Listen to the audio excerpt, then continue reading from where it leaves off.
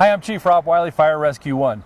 We're up just north of Las Vegas, Nevada, in the beautiful town of Mount Charleston, Nevada. And with me, Assistant Chief Mike Johnson. Thanks for coming up with us. How you doing? I'm great. It's a beautiful part of the country, and it's striking to me that we're so close to Las Vegas, but here we are in the mountains, and you've got a whole new mission. Yeah, you're absolutely right. Only 30 minutes away from the Strip, we're up in this alpine area, and it really does come with a lot of different challenges than the urban setting.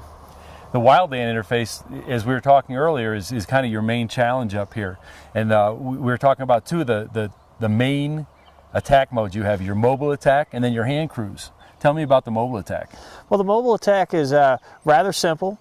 We equip wildland firefighters with a vehicle that has pump and roll capabilities. It's usually a smaller engine, a Type 6. It's what we typically use up here for that type of operation.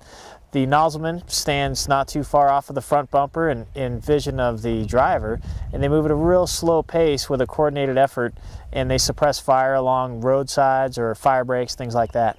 All right. So then we talk about the hand crews, and I'm a structural guy, so it's kind of counterintuitive for me that a lot of what these guys do has nothing to do with putting water on fire, and that's the hand crews. You're right. The hand crews essentially remove fuel, putting in fuel type brakes, what we call fire line, and with hand crews do it, we call it hand line. Essentially it's a 1.5 times the height of the fuel brake, and it removes the fuel, keeps it from burning. And what people don't often realize is that hand crews are kind of the cornerstone. Putting in hand line, that's essentially the way that we stop the fires from growing, and we eventually put them out. Watching the guys work today, it kind of struck me that everybody had a specific task. They were lined up, they were doing their thing, and what's the different tools and the juxtaposition of the order of the tool in the line? I find it easiest to think of the sharpest tools up front, going back to the less sharp or duller tools towards the rear. Chainsaws, Pulaskis that have like an axe-like head on them for cutting, they'd be up at the front. They'd be taking down whatever vegetation needs to come down as far as cutting. As you work your way back, the shovels, maybe even a combination tool would be somewhere in the middle, and then eventually a scraping type tool like the McLeod.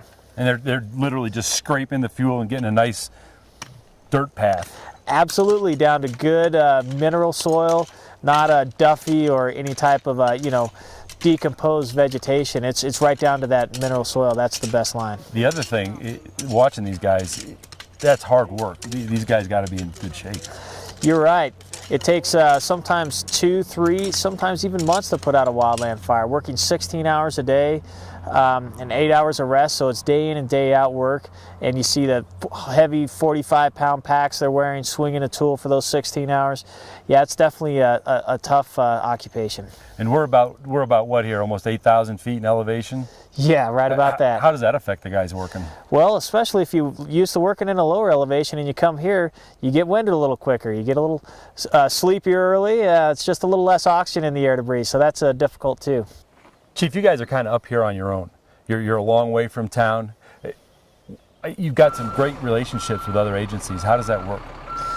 Well, I'd like to explain. It's being in a remote area, we could be 45 minutes to an hour before we could see even another piece of equipment that's from our own agency.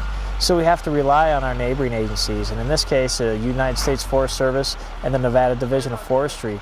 They have stakeholders, they protect property up here, so it's an interagency effort. Not one agency up here could do it alone. It's a great camaraderie watching the guys work together. It was almost seamless. You really couldn't tell once they got working who are the guys from Clark County, who are the guys from the Forest Service. It was fun to watch. They really got together good. Yeah, we're really proud of the relationships we have with the other agencies, and we look forward to continuing that in the future. Well, you guys got a great place up here, and you're doing a great job, and we appreciate you taking time out to be with us. Thank you. It's a pleasure to meet you. I'm Chief Rob Wiley from Fire Rescue 1. Thanks for watching.